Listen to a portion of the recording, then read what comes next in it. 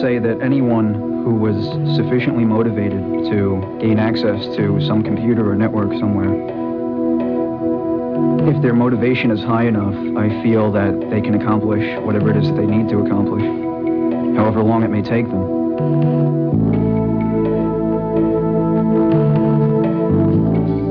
And the victims may never know. With your name and your social security number and the right access to either a computer wire or a credit reporting facility, it's a key to open up a rather private part of your life.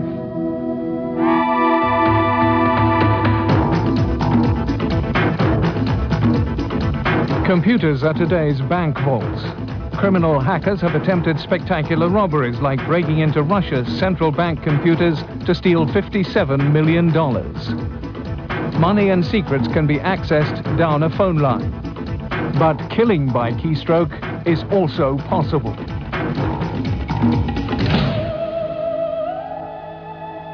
In Vermont, a couple of years ago, an entire town, every single person within that single town was listed as a tax deadbeat and was listed on their credit reports.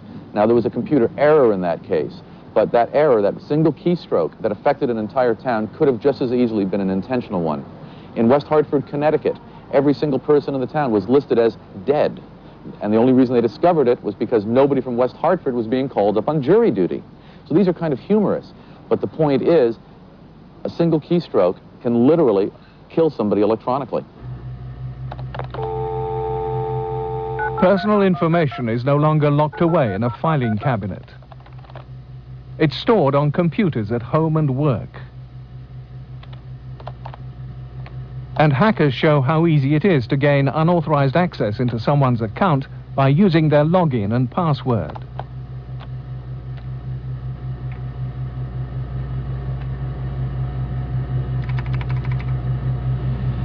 Here we are. We're in. Now, normally I might just use this for free access to jump to some other place, but if this was the first time I was using this account, I might just read this guy's mail.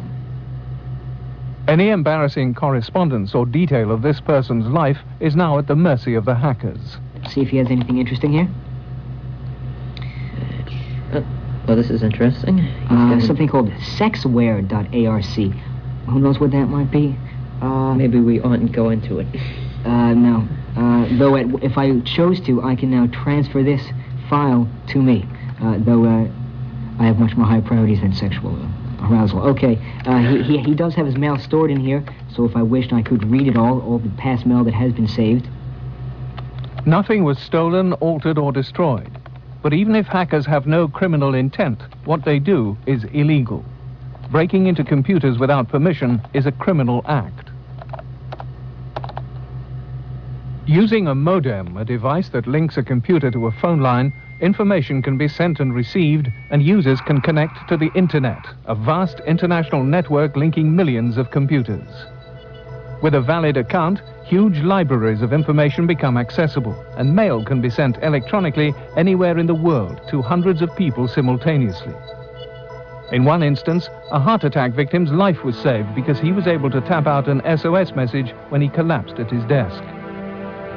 35 million people now use the internet, and it's rapidly growing every month. But so are attacks on the network, as hackers use it to break into other computer sites. Unlike traditional crimes such as drug smuggling, gathering evidence is more difficult for law enforcement. A hacker can pick up the phone and dial a local university, and then go out on the internet, download a file, and hang up. None of those traditional checkpoints like borders exist. You don't need large amounts of people, you don't need vehicles for conveyance, you don't have to manipulate money. One of the things about the internet is it's global. It's in 60+ countries with millions of users. And unlike traditional offenses, which give opportunities for law enforcement, a hacker case doesn't yield the same opportunities. The recent events that occurred on the internet with the break-ins and the compromise of thousands of passwords shows how simple it is. And that was just done by, allegedly, a couple of kids. And good evening to one and all. This is Emmanuel Goldstein. The program is Off the Hook. And we come here... Emmanuel Goldstein runs a hacker radio show in New York. Guru to the cyberpunks, he argues they're not criminals, just explorers in cyberspace, pushing back the electronic frontiers of knowledge. This is incredible. We're on the internet at the same time that we're on the radio. And the internet is this amazing meeting place of the minds that can take place over continents. It can take place over time. It can take place over space and energy and anything else you can think of. And that's where we are tonight. On this occasion, the internet was legally accessed and the use of the phone was paid for. But usually hackers need free, anonymous phone lines to get into other systems around the world without being traced.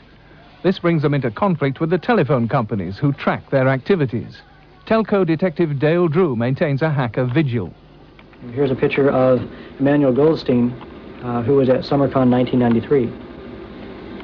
I've had people going into almost every database you can think of looking for my personal information. So I've gone to great extents to try to protect myself. But when you have 23,000 computer hackers who really would like to meet you in a dark alley with a baseball bat, it's pretty hard to keep tucked away from everybody. He searches for messages and clues left by hackers about possible intrusions into his own company, MCI Data Network. These are often left on computer bulletin board systems, or BBSs, where information is shared about the latest systems cracked and how it was done. Sometimes legitimate bulletin boards are used as fronts for the hacker community, where innocuous messages contain hidden meanings.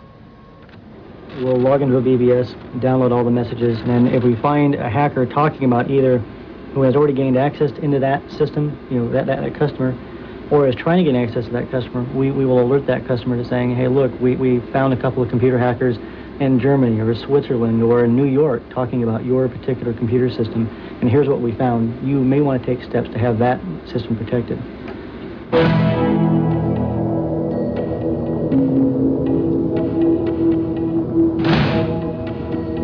Okay, let's go to the phones. Good evening, you're on the air. Hello? Yes, go ahead. I have a question. Yeah.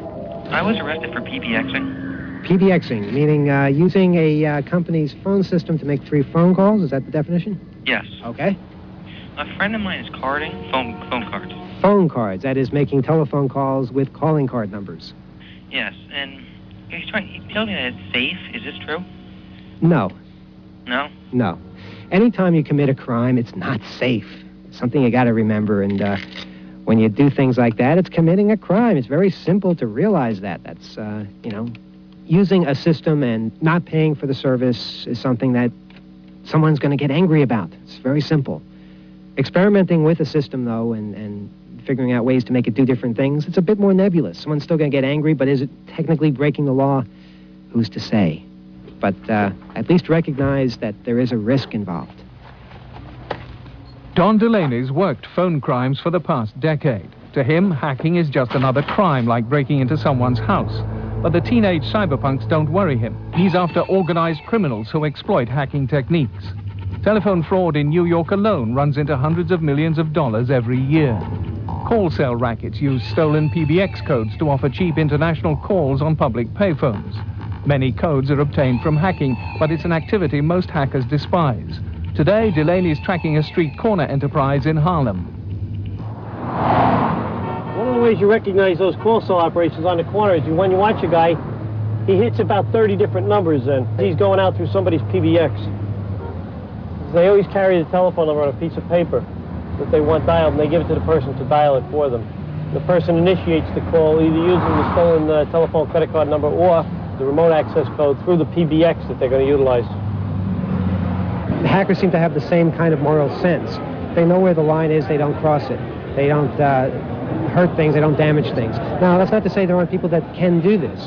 There are criminals that can use hacker abilities. Some of the skills developed are ripe for crime. These hackers are creating credit card numbers which could be used to commit a fraud. Now, what this allows me to do is generate a card that appears to come from one of these banks. I search for the keyword Arizona. And there it is, City Bank of Arizona. Prefix is 5234. And I type that in and it asks me how many cards I'd like to generate. Just for this, I'll generate 10. And there it is. Using a mathematical algorithm, I have generated 10 cards that appear to be coming from the Citibank in Arizona, and they fit the mathematical algorithm that would say that they're a real card. You could gain access to one of the major credit bureaus here in America, CBI, TRW, Equifax, etc., and use these cards to verify that, in fact, they have a certain limit, that they were, in fact, issued, and if they were, you could successfully commit credit card fraud. These hackers claim they do this merely to crack codes and break systems. But in the wrong hands, fraudulent card numbers could then be used to purchase expensive goods over the phone. However, again, this is just an interesting program, and if you're stupid enough to, want to order merchandise and deliver it to your house, go right ahead. It's not my fault. Other than the money that you have in your pocket, everything that you own, all of your money, is electronic. It's a series of bits, ones and zeros, strung together in computers. And if I want to go after money, I'm going to go after that. It's a crime without clues, and it takes months before a victim realizes they've been stung. New York lawyer Harvey Horowitz. The feeling of being financially violated, being this exposed to anyone, was a rather unsettling experience. Someone has my Social Security number. With that, someone else accesses my credit history. The history is produced with a listing of all my credit cards and the credit card numbers. The credit card companies are then called. The person identifies themselves as me, has the address changed for billing purposes. Then either orders a duplicate card sent to the new address or proceeds to charge up merchandise either through the phone or through the mail. It's charged to my account, but the bills are sent to this bogus address. A checkbook was also sent to this bogus address and $9,000 stolen from his account. The criminals obtained his financial details by accessing a credit reporting agency using a computer at the car sales company where they worked. A criminal ring had infiltrated the company, and 15 former salesmen now face fraud charges for illegally using computers to steal credit information. There were 3,000 victims. They lost $25 million. None of them had ever bought a car there. The scale and simplicity of the scam amazed the police investigator, Detective Judd Levinson. With one little number, your Social Security number, these people can obtain everything that they need to know about a person, all right? Private information that you feel is safe and secure, all right, with 1 minute on a computer will all become, total open knowledge for their use. And this is knowledge that they will have and use forever. I suppose 20 years ago, if someone wanted to get my Social Security number, they'd almost have to literally break into a file cabinet and then flip through. Now, because the Social Security number appears on so many databases, the Department of Motor Vehicles Bureau has it, the company that sends out my rent bill every month has it. In many states in this country, even your driver's license number is now your Social Security number, and it's one number that even if other people use it, all right, you cannot replace it. It always remains as your one number, and it cannot be altered or changed legally by the government. The credit profiles not only list your name, address, your most recent addresses, your date of birth, but they actually have, if not all, they have the most significant digits of your credit cards, so that the actual credit card number can be ascertained from your credit profile. Once I have your electronic identity, I can go out and get money, get loans, purchase things in your name, take the goods, take the cash, and you will end up holding the bag, having to pay the bills. Hey, speaking of fun, speaking of dangers to our individual liberty, I went out this week and I bought a 6-pack of beer. Yeah. Well, I don't do that very often. It's kind of a big event when I do. And so the person said, "Can you prove you're 21?" And I said, "Yeah, sure. Ask me a question about the 60s or something." But that wasn't good enough. They wanted to see my license. So I gave them my license. I figured they'd just look at the license and see that I was over 21 and put it back. But no, you know what they did? They took my license and they entered numbers from it. They entered numbers from my license into their computer. So somewhere there is a record of me buying beer in this particular supermarket's computer, and who knows what other computers that computer talks to. That's scary. I mean, I don't want people to know if I'm drinking Pepsi. I don't want people to know anything. I just want to be left alone. I want to be, you know, private solitary citizen. That's all we ever hope for. So, anyway, that's what's happening out there in the scary world.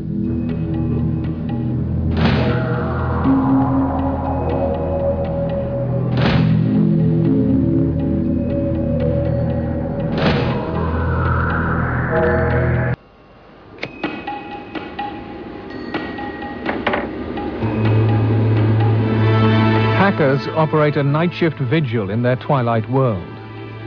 It's a solitary pastime.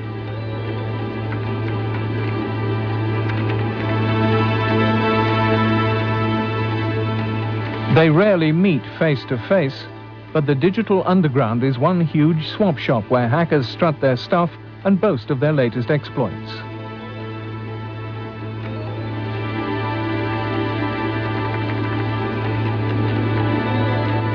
Secret bulletin boards are used to post details of their latest hacks and newest techniques. Cyberspace is their electronic cafe. Here in New York, of course, you can meet a bunch of hackers by going down to the Citicorp Center on Friday afternoon at 5 p.m. and hanging out until around 8 p.m. And you'll meet all kinds of strange and interesting people. This bizarre gathering of techno-dweebs is the 2600 Club, named after the tones used in the early days to get free phone calls.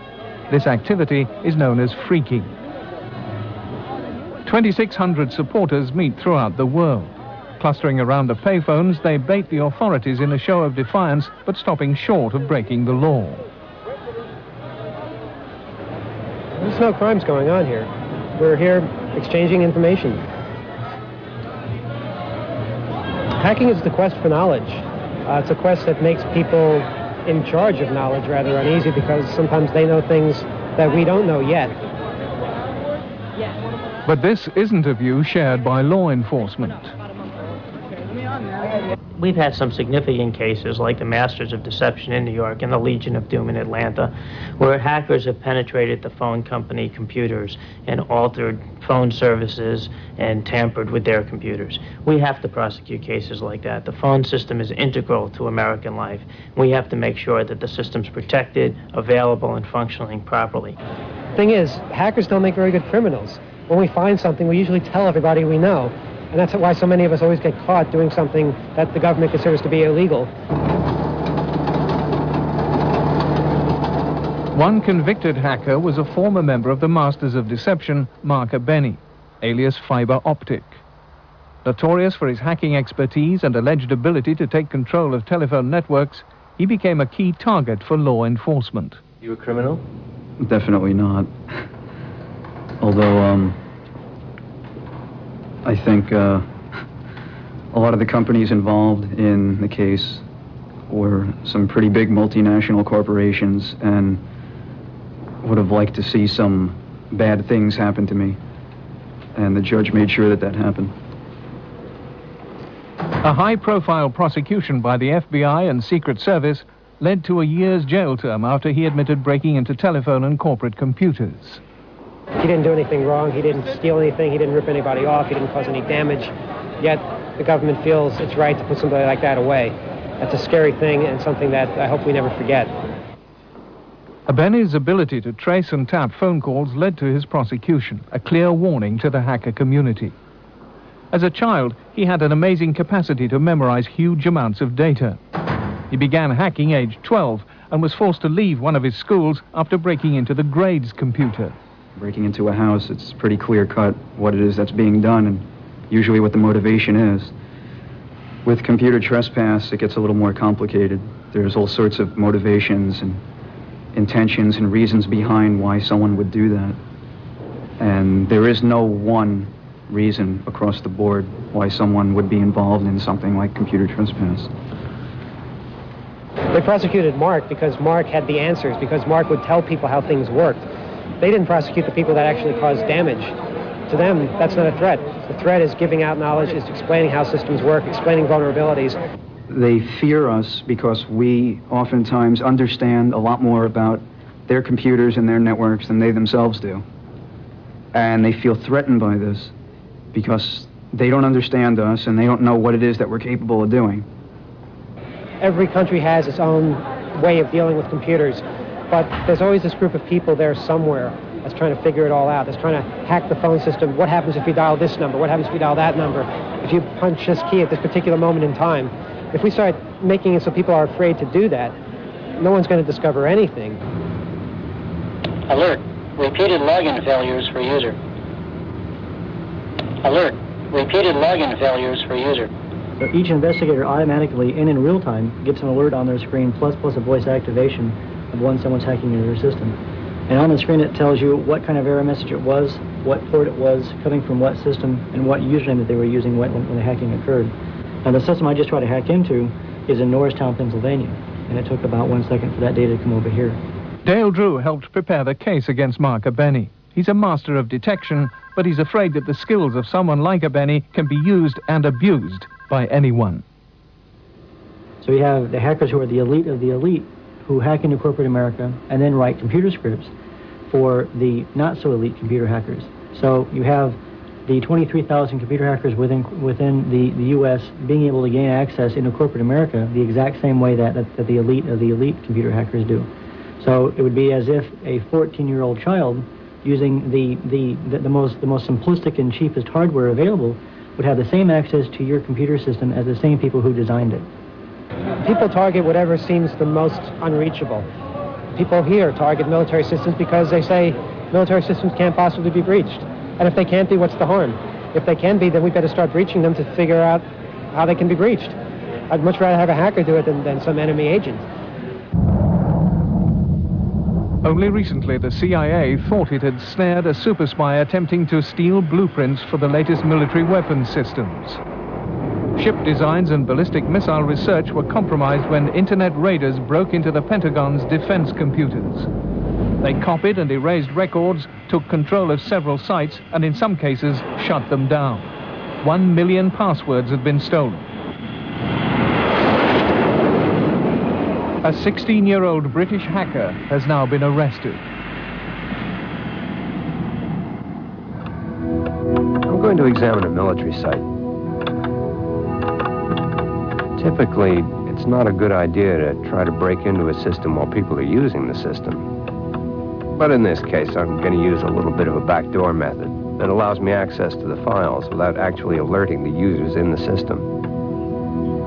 A good system administrator would not allow this kind of access to happen, especially in military sites and government sites. The administrators are not very technically skilled. They're under enormous time pressures. They don't have proper training to know what to do in these kind of situations.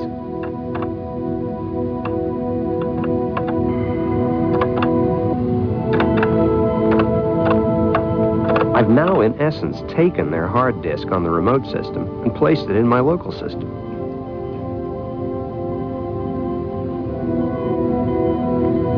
Now I can access any of their files. Anyone who has access to the internet can access these files. There are so many military sites on the internet, and it only takes one small weakness to compromise any given site.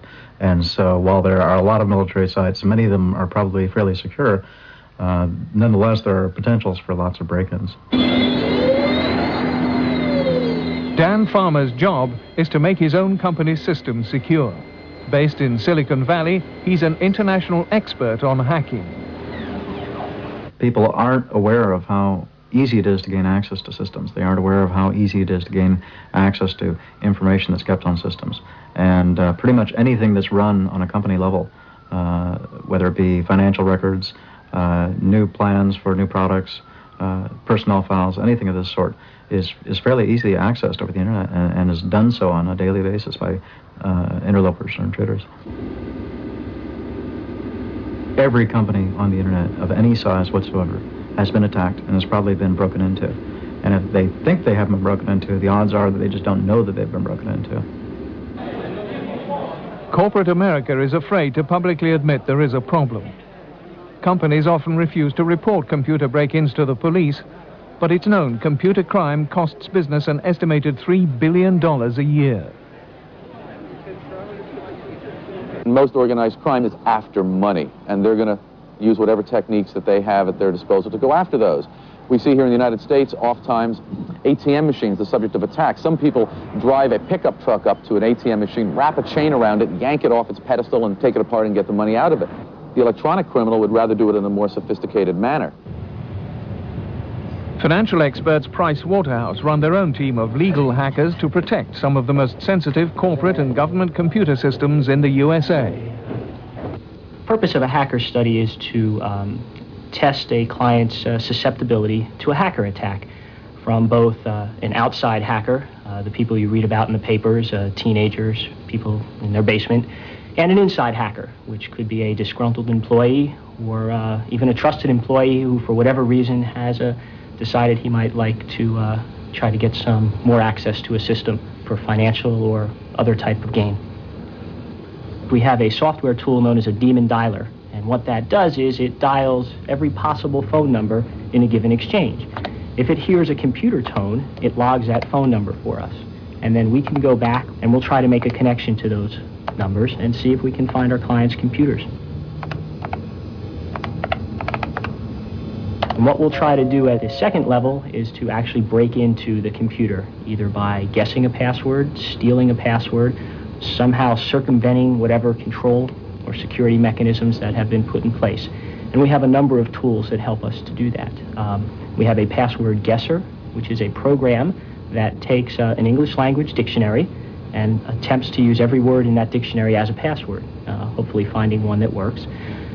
We also have a password cracker, which will take a password file that has been encrypted and attempt to decrypt it to obtain a password.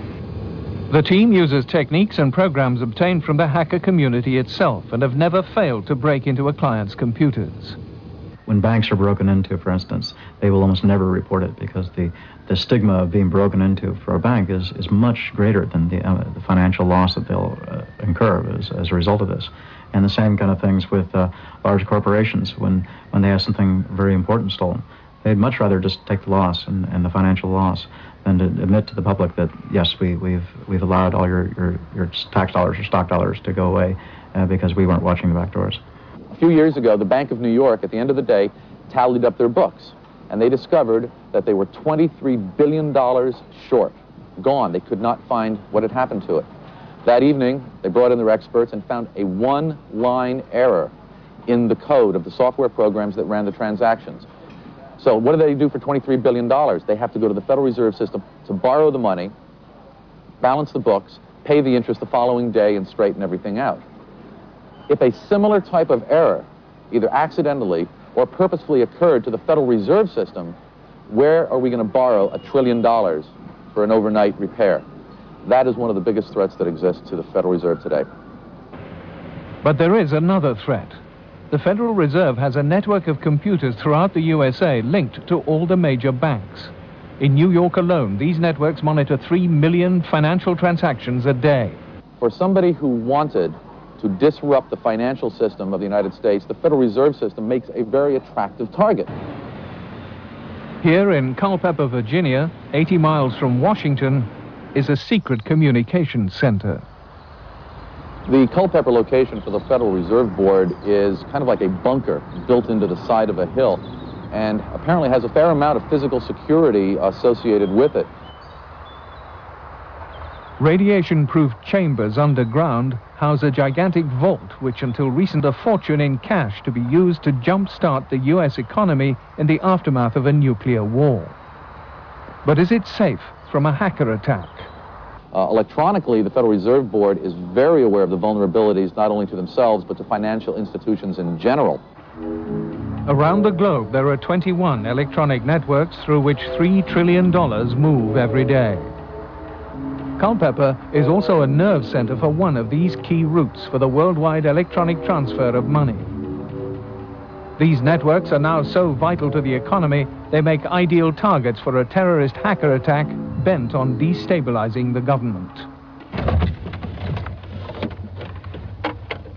Using a scanner device, he plans to pinpoint where illegal calls are coming from. Get going. Okay, we are in the area known as Jackson Heights. This is also known as Little Columbia. Mostly a Colombian population here. It's the main redistribution of cocaine in the New York metropolitan area. This is also the main area for cellular phone fraud for the county of Queens. Drug dealers were the first to steal other people's cell phone ID codes. Innocent customers got billed for the calls, and most importantly, the police couldn't trace the dealers' transactions. This in turn spawned a new street industry worth $1 million a day. There is a car here to the right with blacked out windows, as I predicted. Also one to the left of us. And you see the signal right here is all the way up on the top of the screen. You're parked right next to the car that's got the cellular phone in. The scanner identifies the source, and later undercover police officers will purchase a long-distance call and then arrest the criminal ringleaders. The crooks also use scanners, but for capturing ID codes during legitimate calls. Then, using computers, they clone their own phones. All of their calls will now be charged to the victim. Every call going out is illegal, is from a cloned phone. Believe me, there's not a legitimate cellular phone in this neighborhood. We have seized as many as 13 phones in a day, and every one of them was cloned.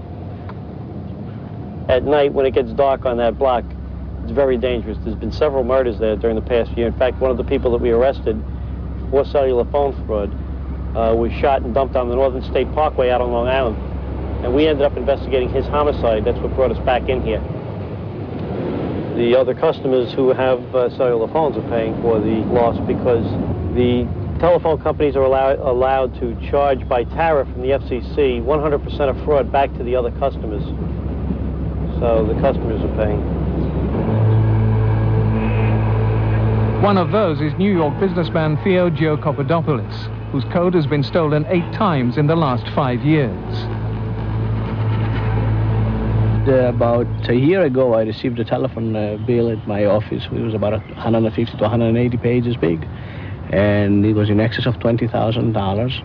And most of these phone calls, they were made in about 3 or 4 days, and they were all in South America, countries like Colombia. He now changes his portable phone's ID code every month. I have to watch where I go, where do I make a phone call, where do I use the phone. I try not to use the phone under bridges. I try to use my phone only in places that I think that I wouldn't have a problem. Businessmen leaving work from Manhattan face a daily threat at the Brooklyn end of the Midtown Tunnel, where call cell operators wait with scanners ready to steal their ID codes. Another example of the criminal entrepreneur keen to exploit the computer industry. Silicon Valley in California makes state-of-the-art hardware to power the world's most profitable business. Computer chips are worth more than gold or cocaine to organized crime. Each chip can cost up to $900, and last year, $40 million worth were stolen from Silicon Valley alone.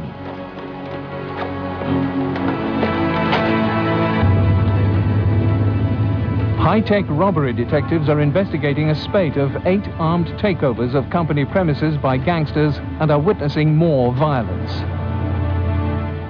To capture the criminals, they've set up elaborate sting operations. This one netted 13 criminals who were prosecuted and convicted after planning a $25 million heist. Police call them takeaway robberies, as most of the gangs are Asian. And much of the product ends up in Southeast Asia. Countries like Taiwan are desperate to obtain the latest technology from the United States, so few questions are asked about its origins. The chips are put into their own computers and then sold back to the States. We are still the biggest storehouse of inventions of advanced technology in the world, and people come after us. We are the king of the hill still at this point. We're a $6.5 trillion economy, and we've got some good stuff. Other people want a piece of it. A small software company in Boulder, Colorado, claims it's a victim of its own success. The company is helping to build the new information superhighway by exploiting sensitive data gathered by the US government. Ellery Systems has developed a unique user-friendly program to commercially process the vast web of knowledge held on the internet. But the company claims this priceless software has been stolen by a former employee with the aid of a foreign power. The future of this country, indeed the future of all other countries as we go into the 21st century, is going to be determined in large part by our ability to use the information that is available and information and knowledge that is created to competitive advantage. The critical source code which drives their program makes a pile of paper 10 inches high when printed out. Its value is impossible to estimate. The cost of developing that source code was nearly $1 million, very close. But that doesn't begin to describe what the real value is.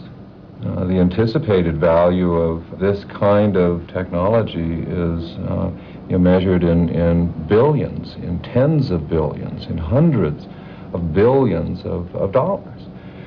We're talking about the lifeblood of this company. So when it was transferred over the internet by the former employee, a Chinese national, to a new company allegedly backed by the Chinese government, his colleagues felt betrayed. Initially, there was a very real sense of just shock, of not being able to believe that someone that we had worked so closely with, and who had worked so closely with us, that had been so much a part of our vision, of our dream, could do something like this. There were people here who literally had tears streaming down their faces when they found that one of their colleagues, a trusted professional colleague and personal friend, was in fact stealing years of their very best work. Come on in, Andrew. A grand jury indictment asserts that Andrew Wong had bargained with a Chinese government official and company to get financial backing for a new venture while still employed by Ellery. He's accused of wire and computer fraud. His lawyer, David Lane. Andrew took nothing that was Ellery's property. He took nothing that Ellery has any proprietary interest in whatsoever. Andrew is not guilty of the charges. He also dismisses espionage allegations. The government has raised allegations of possible national security being involved here, which is rather odd in light of the fact that Andrew Wong is a Chinese national, and I'm hard-pressed to believe that Ellery Systems or the United States government would allow a Chinese national to work on a project of any kind relating to American national security. Wong faces a possible 10 years jail sentence if found guilty. An electronic ankle bracelet will keep him under house arrest until his trial later this year. Stealing a technology, attempting to set up another company that would be funded by organs of another country, infiltrating American industry, establishing strategic relationships with other companies in that industry, and funneling all of that back unfairly. No, that's not what capitalism is all about. That's what theft is all about. That's what espionage is all about. A recent report showed that nearly half of a sample 150 research and development companies in computer technology had been the victims of industrial espionage. It's claimed 20 to 30 foreign intelligence agencies are conducting operations against U.S. business. Some of the other techniques of the information warrior are so simple, so easy, most people are unprotected, and getting away with it is a crime, but it's also very simple. We know about what the French have been doing. The Israelis have been involved in it. The Germans have a project called Rahab, which goes after American and other industrialized or technologically advanced societies' information. The Japanese are involved in it. Taiwan is involved in it. 7, 6, 5. NASA has led the world in developing technology for the future. The white heat of its inventions forged a new technology and transformed industry in the process.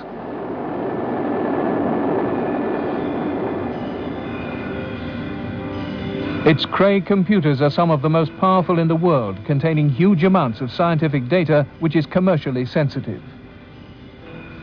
NASA is also an essential part of the Internet, providing a gateway for other countries and continents. Once into their systems, it's possible to access military sites. But NASA is an attractive target for hackers, as high security makes it more of a challenge. As a government installation, our problems tend to be more focused on the scientific area and penetration of these systems. We don't have sort of commercial secrets necessarily that are stolen or stealable, but we do have a large amount of collaborative activity with industry. We take very great care to make sure that none of their information is available to be stolen by the community.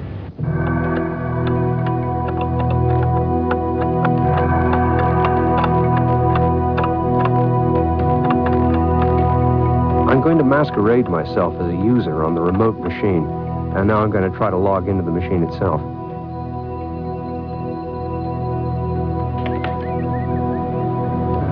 If this succeeds, then I'll have successfully broken in.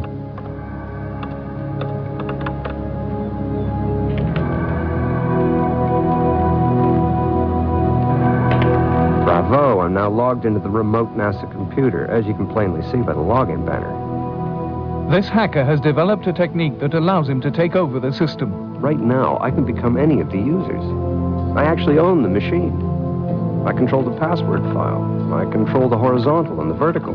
I control everything about this machine. I can become any of these users. I can read any of their files. I can do anything I want on this machine. In addition, from this machine, I can then go on to other NASA machines in other parts of the world. Access to this machine can be obtained by stealing the computer's address, user ID, and password. 1 million passwords were recently compromised when hackers ran a sniffer program which captured this information as people sent messages around the Internet. You don't really know whether or not a hacker who's trying to break into your system is just poking around or is actually trying to do something malicious or actually steal data. You don't have any sense for what their intent is, and therefore you have to assume the worst of all the attacks. This has this causes a serious problem because you may have a large volume of relatively simple attacks that camouflage a few very sophisticated people who are out there trying to engage in industrial espionage, etc. They may have seen me, they may not have seen me. So, what I'm going to do is try and hide my tracks. It looks like I've logged in 3 times. Okay. Each time, I'm going to eliminate one occurrence of the login. This hacker hides his tracks without raising an alarm. I'm no longer logged into the system, even though I'm still on the system. The system does not see me. I'm invisible. Now I can proceed to break in or do whatever I want to do. First, I'm going to remove the system cracking tools. If you leave lockpicks lying around, they're going to suspect somebody's been picking locks.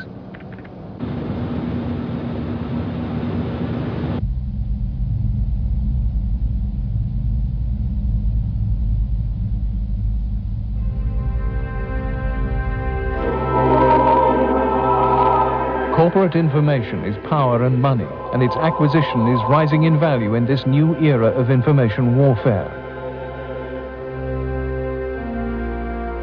But if a dedicated adversary really wanted to damage America, he would attack the electronic infrastructure, all of which is controlled by computers.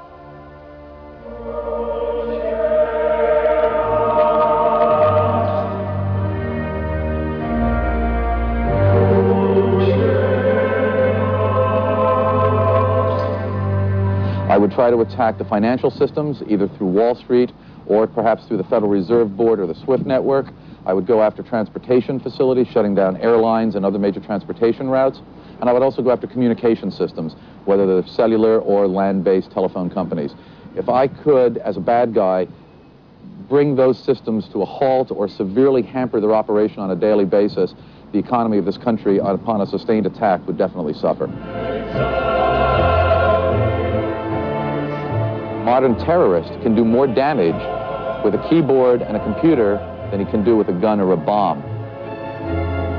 unless we do something about security on a national scale, I fear that we're going to face something of a computer Chernobyl.